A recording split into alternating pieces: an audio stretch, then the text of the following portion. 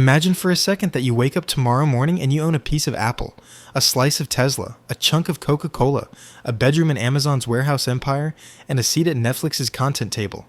Not because you robbed a bank, not because you won the lottery, but because you handed over some dollars years ago and the greatest wealth creation machine in human history did the rest while you were busy sleeping, eating pizza, and scrolling TikTok. That machine is called the stock market, and the little tickets that give you ownership are called stocks. And today, I'm going to rip the curtain off this 400-year-old invention so hard that by the time you finish reading, you will never again look at a company logo the same way, because every single one of those logos is secretly a for sale sign that lets you buy the actual profit engine behind the brand. So let's start from absolute zero and build this beast brick by brick until you can see the entire matrix. Picture a 12-year-old version of you who loves pizza more than life itself. You decide you're going to open the greatest pizza restaurant the world has ever seen.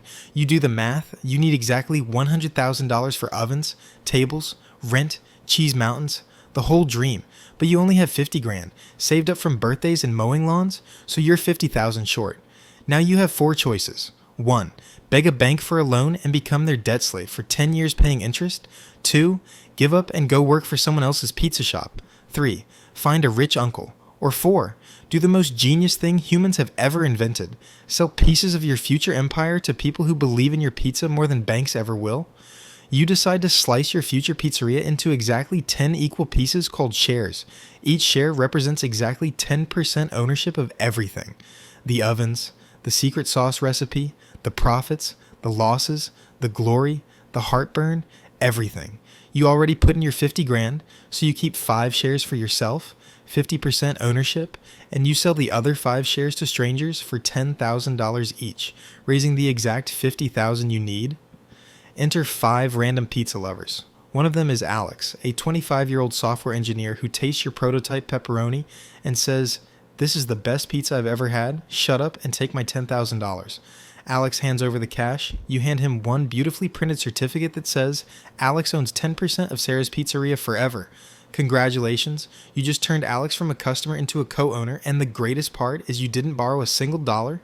You have 0 debt, 0 interest payments, and 5 new business partners who are now financially and emotionally obsessed with your success because every extra dollar the pizzeria makes flows directly into their pocket. Fast forward 5 years. Your pizza is crack, you have 3. Locations, lines out the door. You're printing money. The entire business is now worth $300,000 on the open market, meaning Alex's original $10,000 share is now worth $30,000. He can sell it to someone else tomorrow and pocket a $20,000 profit without ever flipping a single pizza himself. That, my friend, is the basic magic of a stock, ownership in a profit machine that can make you rich while you sleep. Now scale that pizza story to planet-sized companies and you have the modern stock market. Apple has roughly 15.3 billion.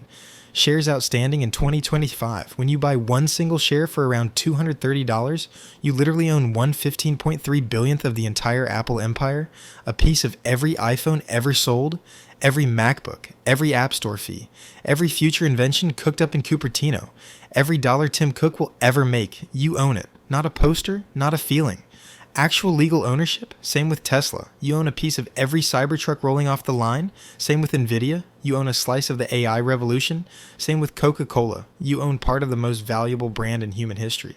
Every single one of these companies started exactly like Sarah's Pizzeria. A crazy person with a dream who needed more money than they had.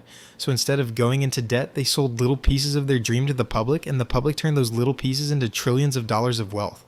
So how did we get from handwritten pizza certificates in 1602 to a world where teenagers in Vietnam can own Amazon stock from their phones in 2025? The year is 1602. Amsterdam, the Dutch East India Company, is trying to build ships to go steal spices from Indonesia. One voyage costs more money than exists in most countries, so they do something insane.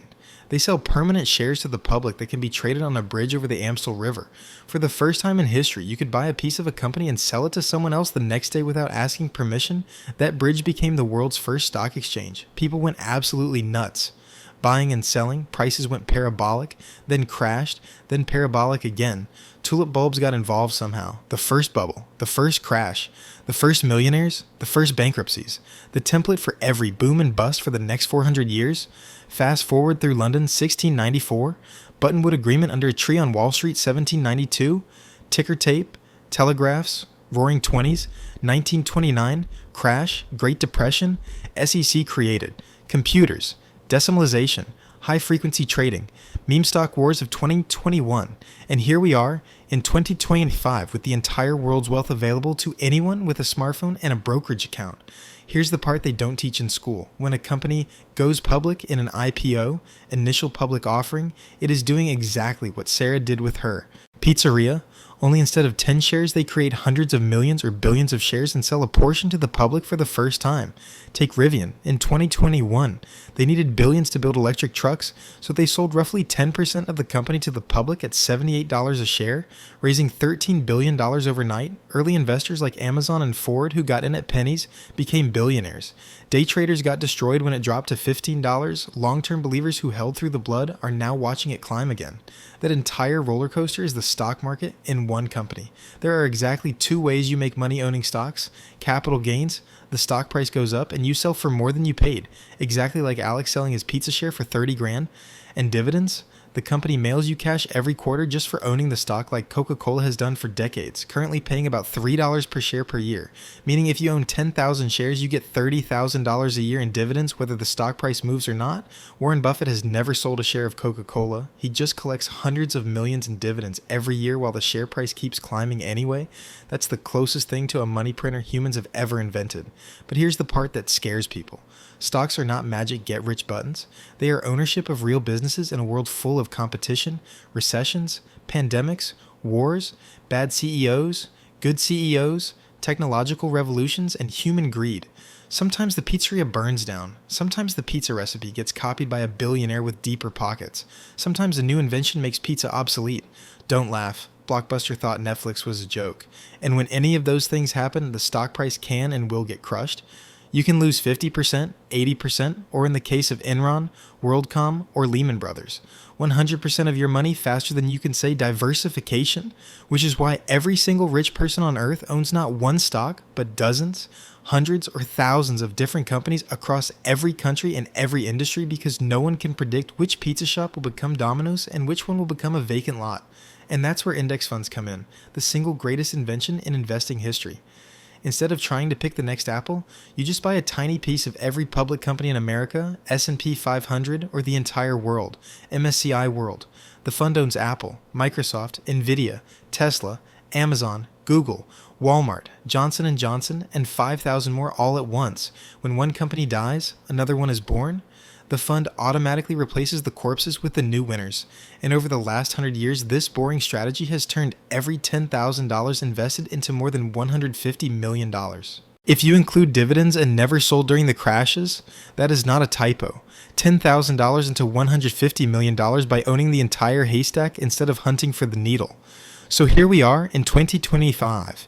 You can open an app on your phone, link your bank account, and for zero commission, own a piece of every profit machine humanity has built.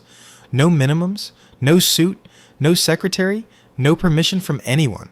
A Vietnamese teenager with a $50 deposit can own more of Amazon than Jeff Bezos owned in 1997. A Nigerian Uber driver can own Tesla while driving a Toyota. An Argentine teacher can collect Coca-Cola dividends while her country prints pesos like toilet paper. And the stock market has democratized wealth in a way kings and emperors could never imagine.